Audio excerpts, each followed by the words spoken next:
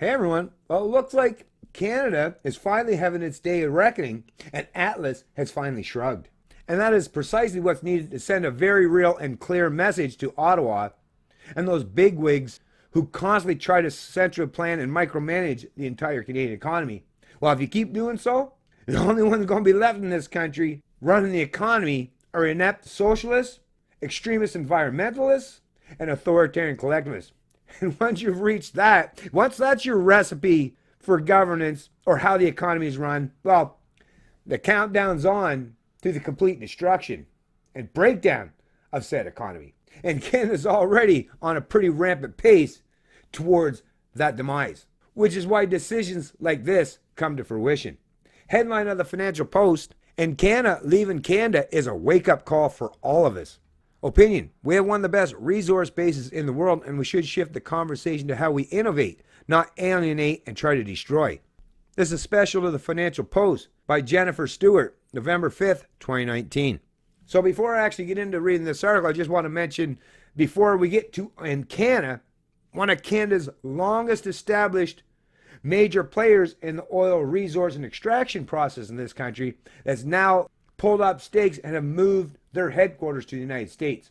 Now, these are people that are understand. I mean, you can get mad at them all you want, but these are people that understand market fundamentals and where those play out properly to get the best prices for that particular commodity. And that is currently in the United States. While Canada's federal liberals and their environmental extremist counterparts try to completely destroy and shut down that economic driver in Canada, the U.S., under the leadership of Trump, saying, drill, baby, drill, and let the market work. So once again, I can't really blame the executives at Encana for making that decision. But hey, before I read on the rest of this article, it's not just in Canada. Listen to this headline.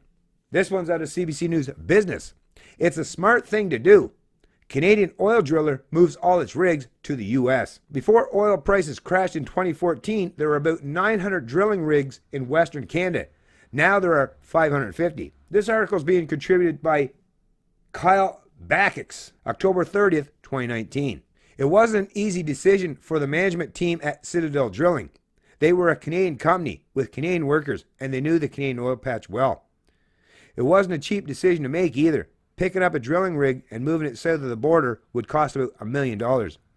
Moving just one rig amounts to 57 semi-trailer loads of equipment. So anyways, folks, like I say, so that's just one company that's picked up and moved a lot of their rigs or oil drill platforms down the U.S. Because once again, I mean, hey, profit-driven businesses aren't conducive with sticking around a country like Canada that's trying to destroy the profitability of their business. So I can't blame them. But anyways, in addition to this article, like I say, let's get back to the other article talking about Encana, because Encana is a long-standing company. It was originally set up by CP, I believe, so Canadian Pacific. I think it goes all the way back, if I remember correctly, to like the late 1800s. So long, well-established company in this country. And the fact that they, too, are choosing to move a lot of the resources or relocate them to the U.S., once again, sending a very, very real message to all of us ultimately that if people in Canada don't start thinking about things more critically and allowing the market to properly function, well, what's going to be left here? Think about the kind of people that are going to be left running this country or running businesses in this country if you destroy market fundamentals or their ability to function freely in that market. Once you destroy the ability of free market proponents to function in the free market, well, all you have left at the end of the day are those who cozy up or cater to big government, those lobbyist groups that all these people on the left seem to hate or loathe, but meanwhile, but you are the ones that are creating that. All these people that voted for these leftist governments, whether it's the Liberals, the NDP, or the Greens, all you are the ones that are contributing to your own hardships. Well, but that's the thing, I guess a lot of you, that's the thing. I can't help but think that a lot of these people that support big government are government workers themselves, and apparently they don't. Well, of course, do they understand how the markets work? No, because they've never had to function in a market environment. When you can use force or violence or forced wealth or income redistribution as a means to an end, well, be damned the markets, right? I get mine no matter what. Which is why, ultimately, at the end of the day, these people just don't understand how detrimental this kind of stuff is to the rest of us who have to function in the market in the private sector.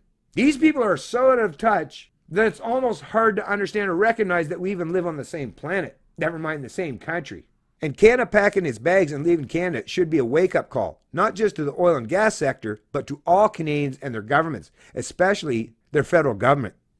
Over the last 2 years, we have seen a wedge driven between environmentalists and the oil and gas industries. The way the debate has been conducted, Canadians have been all but forced to pick a side. One party in the debate is good and forward-looking, the other is dated and dangerous and needs to be eased out of existence. This simplistic good and evil lens distorts reality. Canadians are capable of seeing shades of gray where they exist, not just black and white.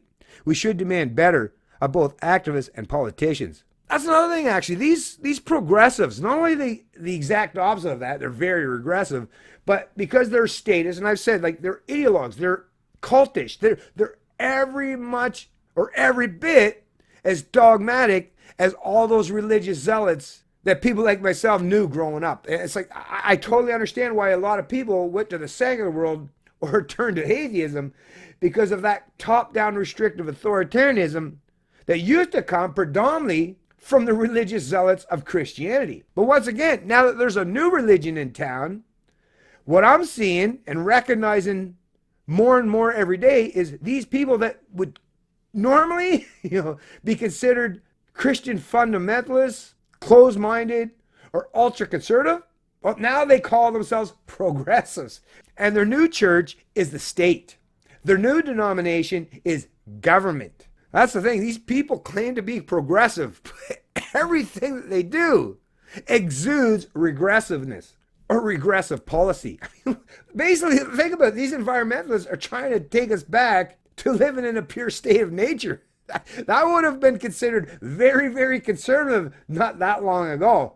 But now, these people that claim to be or call themselves progressives are the proponents of the exact same type of initiatives or ultimate policies for the peeps, for the plebs. I guess that's the main problem with these so-called progressives, or these people that are indoctrinated in the faith of statism or the cult of statism, is they're so confused, confounded, because everything functions on mysticism and completely fictional and contradictory statements and stances. No wonder they don't know whether they're come or going or how to identify. But at the end of the day, like I say, forget about the labels they place on themselves. Go by their actions. Go by their deeds. And these so-called progressives are not only regressive, but your new modern age conservatives who are attempting to cloak themselves under this banner of trying to advance humanity in any way, when in reality, no, they're headed back in the exact opposite direction of advancement and are every bit as regressive of those old school conservatives that they say or pretend to loathe. Anyways, I'll place a link to this article and the other article in the description of this video below. But at the very least, like I say, you're seeing here that Atlas is finally starting to shrug in Canada. And you might want to take notice on that because, yeah, Atlas is a metaphorical representation of all those who have sustained the economic prosperity that the rest of us all rest and rely on. And once Atlas shrugs, the whole world quakes. And we're all going to feel it in some way, in some capacity. It's Canadian Libertarian, and I love liberty.